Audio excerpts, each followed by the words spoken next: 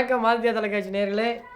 நாளைய தினம் ஆங்கில மாதம் 12ஆம் தேதி, தமிழ் மாதம் 26ஆம் தேதி வியாழக்கிழமை பௌர்ணமி திதி ஆகிய தினத்தில் மிருகசீரிஷ நட்சத்திரம், சுவாத்தியம், நாமயோகம், பவம், கரணம் ஆகிய சுபதினத்தில் நடக்க இருக்கின்ற 27 நட்சத்திரங்களுக்கு உண்டான பலன்களை முதலில் பார்ப்போம். நாளை மேஷராசி அஸ்வினி நட்சத்திரத்தை பொறுத்தமட்டில் நாளை நண்பர்கள் மூலமாக உங்களுக்கு உதவிகள் கிடைக்கும். பரணி நட்சத்திரத்தை பொறுத்த வரைக்கும் தேவையற்ற அலைச்சல் பயணங்கள் நாளை உங்களுக்கு உண்டாவதற்கான வாய்ப்புகள் உண்டு. கார்த்திகை நட்சத்திரத்தை பொறுத்த வரைக்கும் குடும்பத்தில் நிம்மதிகள் பிறக்கும். ரோஹிணி நட்சத்திரத்தை பொறுத்த வரைக்கும் நாளை உங்களுக்கு பேச்சில் கவனமாக இருக்க வேண்டும், பேச்சில் கவனம் தேவை. மிருகசீரிஷம் நட்சத்திரத்தை பொறுத்த மட்டில் பண வரவு உங்களுக்கு அதிகரிக்கும். திருவாதிரை நட்சத்திரத்தை பொறுத்த வரைக்கும் மனதில் கோபங்கள் அதிகரிக்கும். புனர்பூச நட்சத்திரத்தை பொறுத்த வரைக்கும் வெளியூர் பயணம் நாளை உங்களுக்கு அடிக்கடி உண்டாகும். பூச நட்சத்திரத்தை பொறுத்த வரைக்கும் புதிய முதலீடுகள் உங்களுக்கு லாபத்தையும் நல்ல வளர்ச்சியும் தரக்கூடிய நாளாக இருக்கும். ஆயில்ய நட்சத்திரத்தை பொறுத்த வரைக்கும் காரியங்களில் உங்களுக்கு தடை உண்டாகும். மதியத்திற்கு பிறகு காரிய தடை நிவர்த்தி அடையும். மக நட்சத்திரத்தை பொறுத்த வரைக்கும் எடுத்த காரியங்கள் எல்லாம் வெற்றி பெறும். உத்திர நட்சத்திரத்தை பொறுத்த வரைக்கும் நாளை தொழில் முன்னேற்றம் உண்டாகும். பூர நட்சத்திரத்தை பொறுத்த வரைக்கும் மூத்த சகோதர சகோதரியுடன் சண்டை சச்சரவுகள் ஏற்பட வாய்ப்புகள் உண்டு. அஸ்த நட்சத்திரத்தை பொறுத்தவரை அப்பாவின் ஆரோக்கியத்தில், அம்மாவின் ஆரோக்கியத்தில் கவனம் நீங்கள் செலுத்த வேண்டும். சித்திர நட்சத்திரத்தை பொறுத்த வரைக்கும் வங்கி சேமிப்பு அதிகரிக்கும். சுவாதி நட்சத்திரத்தை பொறுத்த வரைக்கும் சிந்தனையில் ஒரு சிறு தடுமாற்றம் ஏற்படும். விசாக நட்சத்திரத்தை பொறுத்த வரைக்கும் வீண் செலவுகள் மூலமாக உங்களுக்கு சில விஷயங்கள் தாமதமாக கிடைக்கும். அனுச நட்சத்திரத்தை பொறுத்த வரைக்கும் எதிர்பாராத வகையில் அதிர்ஷ்டம் உண்டாகும் மதியத்திற்கு பிறகு. கேட்டை நட்சத்திரத்தை பொறுத்த வரைக்கும் வாகன விபத்துகள் வாய்ப்புகள் உங்களுக்கு அதிகமாக ஏற்பட வாய்ப்புகள் உண்டு. மூல நட்சத்திரத்தை பொறுத்த வரைக்கும் வாடிக்கையாளர்கள் மூலமாக உங்களுக்கு பண உதவிகள் கிடைக்கும். பூரோடம் நட்சத்திரத்தை பொறுத்த வரைக்கும் எதிரிகள் தொல்லை உங்களுக்கு அதிகரிக்கும். உத்திராட நட்சத்திரத்தை பொறுத்த வரைக்கும் உடல் ஆரோக்கியத்தில் மேம்படும். திருவோண நட்சத்திரத்தை பொறுத்த வரைக்கும் குடும்பத்தில் குழப்பம் அதிகரிக்கும். அவிட்ட நட்சத்திரத்தை பொறுத்த வரைக்கும் பிள்ளைகளால் சந்தோஷம் அதிகரிக்கும். சதய நட்சத்திரத்தை பொறுத்த வரைக்கும் மனநிலையில் ஒரு பாதிப்பு. பூரட்டாதி நட்சத்திரத்தை பொறுத்த வரைக்கும் உல்லாச பயணங்கள் செல்வீர்கள். உத்திரட்டாதி நட்சத்திரத்தை பொறுத்த வரைக்கும் வாகன யோகம் உண்டு. ரேவதி நட்சத்திரத்தை பொறுத்த வரைக்கும் சகோதர சகோதரிகளால் நாளை உங்களுக்கு அசௌகரிய நிலை தொல்லைகள் ஏற்பட வாய்ப்புகள் உண்டு. ஸோ ரேவதி நட்சத்திரக்காரங்க சகோதர சகோதரிகளுடன் பார்த்து நாளைக்கு பேசுங்க. நாளைய தினம் பௌர்ணமி தினம். நாளைய தினத்தின் பௌர்ணமியில் சிவபெருமானை வழிபடுவது சிறப்பான ஒன்று. நாளை கார்த்திகை மாதத்தின் 15வது நாள். ஸோ மலை தீபம் நாளை ஏற்றுவார்கள். திருவண்ணாமலையில் அந்த மலை தீபம் உற்சாவனை நாளை அது நிறைவு சாந்தி மறுபடியும் தீபங்கள் அந்த அர்ச்சனை விழா நாளுக்கு நடக்கும். ஸோ நாளை அலங்கார தீபம், ஆவலி தீபம், சித்திர தீபம், மால தீபம் போன்றவற்றெல்லாம் பௌர்ணமிக்கு நிகராக நாளை ஏற்றுவார்கள் ஒரு சில சம்பிரதாயப்படி சிவன் கோயில்களில். ஸோ நாளைய தினத்தில் என்னெல்லாம் செய்யலாம் என்று பார்க்கும் பட்சத்தில் நாளைய தினம் மிருகசீரிஷ நட்சத்திரம், பௌர்ணமி திதி, சாத்வியம், நாமயோகம். அந்த தினத்தில் செய்ய வேண்டிய விஷயங்கள் பார்க்கும் பொழுது நாளை கடவுள் பிரதிஷ்டை, விக்கிரகங்கள் பிரதிஷ்டை, சீமந்தம், புதுமனை புக, நாமகரணம், காதுகுத்த, உபநயம், பதவி போன்ற விஷயங்கள் ஏற்க, ஒரு நிறுவனத்தில் பதவி ஏற்க, புதிய பிரைவேட் கம்பெனியில் வேலை சேர, விவாகம், தானியம் வாங்க, வாகனம் ஆயுதம் பயில, குளம் கிணறு வெற்ற, நிஷகம் புஷ்பவனம் செய்ய, மாடு வாங்க, வருந்துண்ணம், வியாதிஸ்தர்கள் குளிக்க, இதெல்லாம் செய்ய நாளை நல்ல தினம். நாளைய தினத்தில் என்னெல்லாம் செய்யலாம் என்று பார்க்கும் பொழுது நாளை மங்களகரமான காரியங்கள், மருந்து உண்ணுதல், போர் செய்தல், வழக்கு தொடுத்துதல், திருமணம் நிச்சயம், சிற்பக்கலைகள், ஆபரணங்கள், தேவ பிரதிஷ்டை இதெல்லாம் செய்யலாம். இன்றைய தினத்தினுடைய 27 நட்சத்திர பலன்களை பார்த்தோம். இன்றைய தினத்தின் சிறப்புகளை பார்த்தோம். இன்றைய தினத்தில் செய்ய வேண்டியவை பார்த்தோம். இன்றைய நேயர்களின் கேள்வி பதிலை பார்ப்போம்.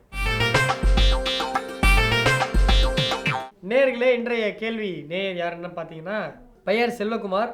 பிறந்த தேதி 2 அக்டோபர் 1972 திங்கட்கிழமை. பிறந்த நேரம் காலை 5:45 மாலை PM. பிறந்த இடம் சென்னை. அவருடைய கேள்வி: எனது கூட்டாளி பிஸ்னஸ் பார்ட்னர் என்னை ஏமாற்றிவிட்டதால் நான் கடனாளி ஆகிவிட்டேன். எப்போது இந்த பிரச்சனையிலிருந்து விடுபடுவேன்? ரெண்டாவது கேள்வி: எனக்கு பண வசதி செய்வதாக சிலர் எனக்கு வாக்கு கொடுத்துள்ளனர். அவர்களால் எனக்கு பண உதவி கிடைக்குமா அப்படின்னு இருக்காங்க.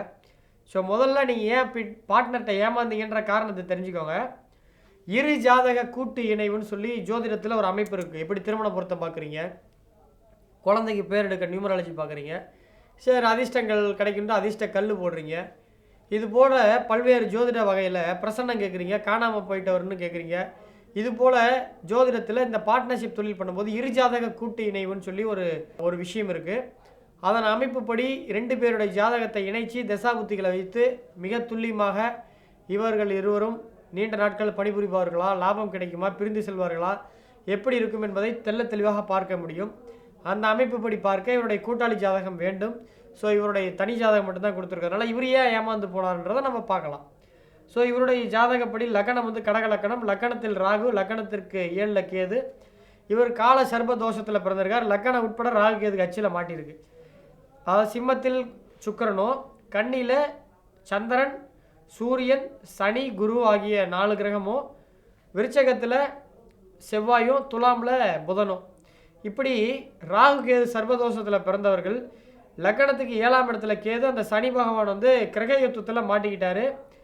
அதாவது சனி வந்து தன்னுடைய எதிர்கிரகம்னு சொல்லக்கூடிய சூரியனோட நெருங்கிய பாகையில் இருக்கிறதுனால 7ஆம் இடம் பலுவடைஞ்சிருச்சு.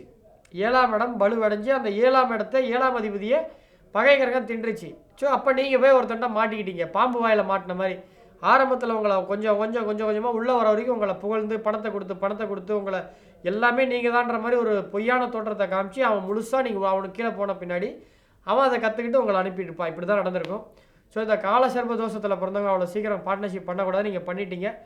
ஸோ உங்களுடைய பிரச்சனையிலேருந்து விடுபடுறது பாம்பு புற்றுல வெளியில் வர மாதிரி தான். எனவே பாம்பு புற்று உள்ள கோயிலுக்கு அரிசியில், அதாவது அரிசி மாவு கலந்து நாட்டு சர்க்கரை போட்டு வாருங்கள். ஏதேனும் ஒரு வழி பிறக்கும். 2வது, எனக்கு பண உதவி செய்வதாக சிலர் வாக்குறுதி கொடுத்துருக்கலாம். அவர்களுக்கு ஏதேனும் எனக்கு பண உதவி கிடைக்க மாட்டேறீங்க. ஸோ உங்களுக்கு உதவி ஒருத்தர் செய்கிறாருன்னா அவர் வந்து 7ஆம் பாவம் சம்மந்தப்பட்டவர். உங்களுக்கு உதவி செய்கிறான்னு சொன்னவர் சன்னியாசியாக இருந்தாலோ, அல்லது கல்யாணம் ஆகி டிவோர்ஸியாக இருந்தாலோ, அல்லது ஞான மார்க்கத்தை சேர்ந்தவராக இருந்தால் உங்களுக்கு உதவி பண்ணுவார். இல்லை என்றால் அவர் உதவி பண்ணுறேன்னு சொல்லிகிட்டே இருப்பார். ஸோ அதை நம்பாதீங்க முழுமையாக. உங்களுக்கு உதவி பண்ணுறவங்க சன்னியாசியாக அல்லது கல்யாணம் ஆகி டிவோர்ஸியாக இருந்தால் அவர் உங்களுக்கு உதவி பண்ணுவார். இல்லைன்னா உதவி பண்ணுவதற்கான வாய்ப்புகள் இல்லை. உங்களுடைய கேள்விகள் கொடுத்ததற்கு நன்றி. இந்த பிரச்சனையிலிருந்து விடுபட பாம்பு புற்றுக்கு அல்லது பாம்பு உள்ள கோயிலுக்கு அடிக்கடி சென்று வாருங்கள். அடுத்த நேயரின் கேள்வியை பார்ப்போம். அடுத்த நேயர் பெயர் கார்த்திக் பாலாஜி. 10/10/1987 சென்னையில் பிறந்திருக்கார். காலை 5:45. Question: I am currently working in UK. How is my future in work and how is my married life looking like currently? அது இப்போ இருக்கிற மாதிரியே இருக்குமா, எது பெரிய நல்லா இருக்குமான்னு கேட்குறாரு. அடிஷ்னலாக அவங்களுடைய பொண்ணு பேர் ஆத்விகா. அவங்களுடைய குழந்தையோட டேட் ஆஃப் பர்த் எழுதி பேர் சரியானதான்னு கேட்குறாங்க. ஸோ பெயர் வந்து நியூமராலஜி முறையில் தான் எடுக்க முடியும். அது கிட்டத்தட்ட 4 மணி நேரம் ஆகும். ஸோ அது இந்த 5 நிமிட குறுகிய நிகழ்ச்சியில் தொடர்பு கொள்ள, அதாவது அதுக்கு பேர் வைக்கிறது கஷ்டம். ஸோ உங்களுடைய எங்கிட்ட பேர் வைக்கணும் அப்படின்னா நீங்கள் என்னுடைய கூகுளில் என்னுடைய நம்பர் தேடிங்கன்னா கிடைக்கும். அதன் மூலமாக நீங்கள் தெரிஞ்சுக்கலாம். முதல்ல உங்களுடைய கேள்விக்கு பதில் சொல்கிறேன். ஸோ உங்களுடைய ஒர்க் எப்படி இருக்குன்றீங்க. ஸோ வந்து வெளிநாட்டில் வேலை செய்கிறீங்க. வெளிநாட்டில் வேலை செய்கிறதுக்கான காரண கிரகமே உங்கள் ஜாதகத்தில் யோகமாக இருக்குது. ஸோ நீங்கள் வெளிநாட்டில் PR வாங்கி அங்கேயே செட்டில் ஆகிறதுக்கெலாம் வாய்ப்புகள் உங்கள் ஜாதகத்தில் இருக்குது. அதே போல் ஃப்யூச்சர் ஒர்க் எப்படி இருக்குன்றீங்க. இன்னும் 3 ஆண்டு காலம் மிதமான முன்னேற்றத்தோடு இருக்கும். 2020 ஆகஸ்ட் மாதம், அதாவது உங்களுடைய தசாபுத்திகள் அமைப்பு பார்க்கும்போது உங்களுக்கு சனி தசையில், சரியாக சனி தசையில் குரு புத்தி 2020 23ஆம் தேதி 7வது மாதம் துவங்கி 2022 வரைக்கும் இருக்குது. அந்த ஓராண்டு, அந்த 2 ஆண்டுகள் ரொம்ப சிரமப்படுவீங்க. 2022க்கு பிறகு, அதாவது குரு தசை முடிந்து அடுத்து வரக்கூடிய திசைகளில் மிகப்பெரிய முன்னேற்றம் உண்டு. அப்பொழுது நீங்கள் மிகப்பெரிய மாற்றம், டெவலப்மெண்ட்லாம் உங்களுக்கு உண்டு. அந்த டைமில் முன்னேற்றம் வந்து அபரிவிதமான முன்னேற்றம் இருக்கும். ஸோ அந்த காலகட்டத்தில் நீங்கள் வந்து எந்த முடிவு எடுத்தாலும் அது முயற்சிகள் உங்களுக்கு வெற்றியடையும். ஸோ குரு தசை முடிகிற வரைக்கும் 2028, குரு தசை ஆரம்பிக்கிற வரைக்கும் 2028 வரைக்கும் ஆவரேஜாக போகும். 2028க்கு பிறகு விரல் விட்டு எண்ணக்கூடிய உங்கள் ஏரியாவில், லண்டனில் உங்கள் ஏரியாவில் விரல் விட்டு எண்ணக்கூடிய அளவுக்கு நீங்கள் பிரபல்யமான ஒரு தொழிலதிபராக வரத்துக்கும் தொழில் செய்யக்கூடிய வேலைக்கும் வாய்ப்புகள் உண்டு. ஸோ 2022 குரு தசை ஆரம்பிக்கும் வரை பொறுமை காப்பது நல்லது. உங்களுடைய குழந்தைக்கு பேர் வந்து நிகழ்ச்சியில் வைக்கிறது என்பது ஒரு சாதாரண விஷயம் இல்லை. ஃபஸ்ட்டு அது நியூமராலஜியில் அடியன், முடியன், அகையன்னு பார்க்கணும். அதாவது விதி எண்ணுன்றது அவங்க பிறந்த தேதி. இப்போ உதாரணத்துக்கு அவங்க 24ஆம் தேதி பிறந்திருக்காங்கன்னா 2 நாளும் கூட்டிங்கன்னா 6. அப்போ சுக்கரனுடைய ஆதிபத்தியம் தான் விதி. கதின்னு சொல்லும்போது அதை கூட்டணும். So 26 August 2019. அப்போ 24 8 2 4 6 6 ஒரு 8 14 14 ஒரு 2 16 17 17 ஒரு 9 அப்போ 26. அப்போ 26 2ஆக பிரித்தோம்னா 8. ஸோ அடியெண் அகையெண் விதியெண் கதியெண். அப்போ 6ஆம் எண் 8ஆம் எண் இது சார்ந்து பெயரை தேடணும். அதன் அடிப்படையில் உங்கள் மனைவியோட இனிஷியல் இதெல்லாம் வச்சு தான் நம்ம அட்ஜஸ்ட் பண்ணோம். ஸோ இது நிகழ்ச்சியில் சொல்வது என்பது சாதாரணமான விஷயம் இல்லை. நீங்கள் தனிப்பட்ட முறையில் தொடர்பு கொள்ளுங்கள். இதற்கான நான் பதிலை முறையான விஷயம் மூலமாக நான் உங்களுக்கு பண்ணித்தரேன். நன்றி. மீண்டும் நாளை நட்சத்திர கணக்கு நிகழ்ச்சியில் சந்திப்போம். அதுவரை உங்களிடமிருந்து விடைபெறுவது உங்கள் அன்பு நண்பன் சேலம் பாலாஜிஹாசன். மீண்டும் நாளை சந்திப்போம். வணக்கம் நேயர்களே.